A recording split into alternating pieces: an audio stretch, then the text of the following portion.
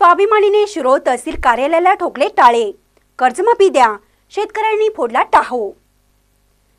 शेतकऱ्यांना कर्जमाफी मिळावी यासाठी महाराष्ट्र कडकडीत बंद राहिला तरीही सरकारचे डोळे उघडेनात। त्यामुळे संतापलेल्या स्वाभिमानी युवा शेतकरी संघटनेच्या कार्यकर्त्यांनी मंगळवारी शिरोळ तहसील कार्यालयाला टाळे ठोकले।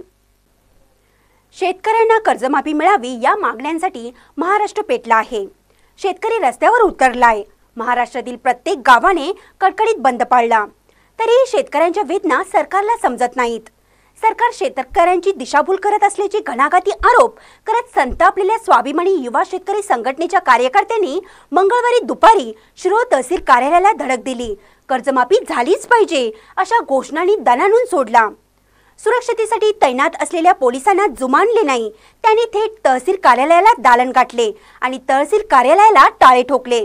या प्रसंगी स्वाभिमानी युवा संघटनेचे जिल्हा अध्यक्ष सागर शंभू शेट्टे, पंचायत समिती सदस्य सचिन शिंदे, पंचायत समितीच्या माजी सभापती सौ सुवर्णा अपराज, विश्वास बालीघाटे, नगरसेवक शैलेश चौगुले यांच्यासह शेतकरी संघटनेचे कार्यकर्ते उपस्थित होते।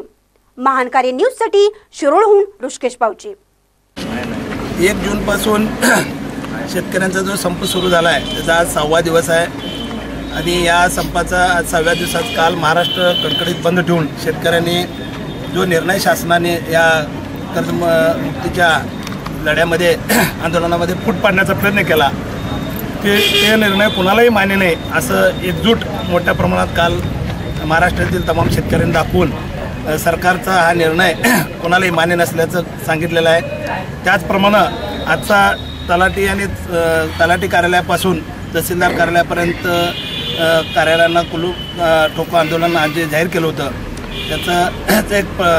त्याचाच एक भाग म्हणून आम्ही आज शिरोळ तहसील कार्यालयाला स्वाभिमानी युवा आघाडीच्या वतीनं टाळे ठोको आंदोलन केलेलं आहे। आम्ही या निमित्तानं शासनाला परत एकदा आवाहन करतो की आता शेतकऱ्याचा अंत फार पाहण्यामध्ये अर्थ नाही आणि जे शेतकऱ्याच्या मनात आहे, शेतकरी जो संपूर्ण कर्जमुक्त झाला पाहिजे आणि आदरणीय नरेंद्र मोदींनी लोकसभेच्या निवडणुकीच्या वेळेला दिलेलं आश्वासन की स्वामीनाथन आयोगाच्या शिफारशी जशा तशा लागू करू अशा पद्धतीचं जे अभिवचन दिलं होतं याचं ताबडतोब त्याची अंमलबजावणी करावी आणि ह्या शेतकऱ्यांच्या जे न्याय मागण्या आहेत ते त्यांच्या पदरात टाकाव्यात आणि असं हे ताबडतोब नाही झालं तर येणाऱ्या काळामध्ये उद्याच्या 8 तारखेला या संपूर्ण महाराष्ट्रातील शेतकऱ्यांच्या प्रतिनिधींचं जे नाशिकला निर्णय होईल त्या निर्णयाची तंतोतंत अंमलबजावणी या कोल्हापूर जिल्ह्यामध्ये शेतकरी सर्व करतील आणि मी सरकारला परत एकदा विनंती करतो की ताबडतोब याच्यामध्ये कर्जमुक्तीचा निर्णय घ्यावा आणि त्यांना जर सुबुद्धी देवानी द्यावी असे परमेश्वरचरणी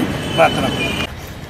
आता जो भाजप सरकारने जे शेतकऱ्यांच्यावर अन्याय करायचे सुरू केलेले आहे तर या अन्यायाला वाचा फोडण्यासाठी स्वाभिमानी शेतकरी संघटनेच्या माध्यमातून खासदार राजू शेट्टी साहेबांनी जी आत्मक्लेश पदयात्रा काढली यानंतर जे शेतकऱ्यांच्यावर भाजप सरकार अन्याय करत आहे तर हे अन्याय सहन करण्याची क्षमता आता होऊन गेलेली आहे।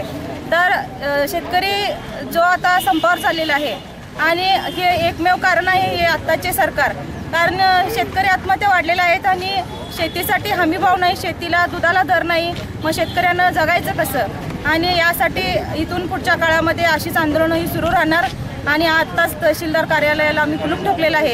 या सरकारने आमच्या मागण्या मान्य नाही केल्या तर आम्ही नक्कीच रस्त्यावर उतरू आणि यापेक्षाही उग्र आंदोलन इथून पुढच्या काळामध्ये नक्की करू।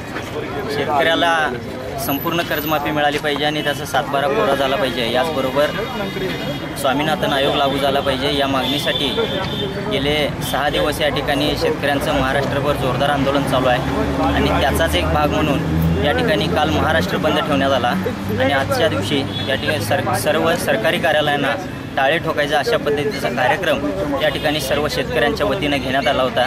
त्याचाच एक भाग म्हणून आजचा हा तहसीलदार ऑफिस शिरोळचा टाळे ठोकायचा कार्यक्रम स्वाभिमानी शेतकरी संघटनेच्या वतीनं आम्ही हाती घेतलेला आहे आणि येथून पुढं हे आंदोलन अधिकाधिक तीव्र होईल आणि जास्तीत जास्त शेतकऱ्यांना लवकरात लवकर जेवढा न्याय मिळवून देता येईल तेवढं देण्यासाठी खासदार राजू शेट्टी साहेबांच्या नेतृत्वाखाली आम्ही सर्व शक्तीने उतरणार आहे।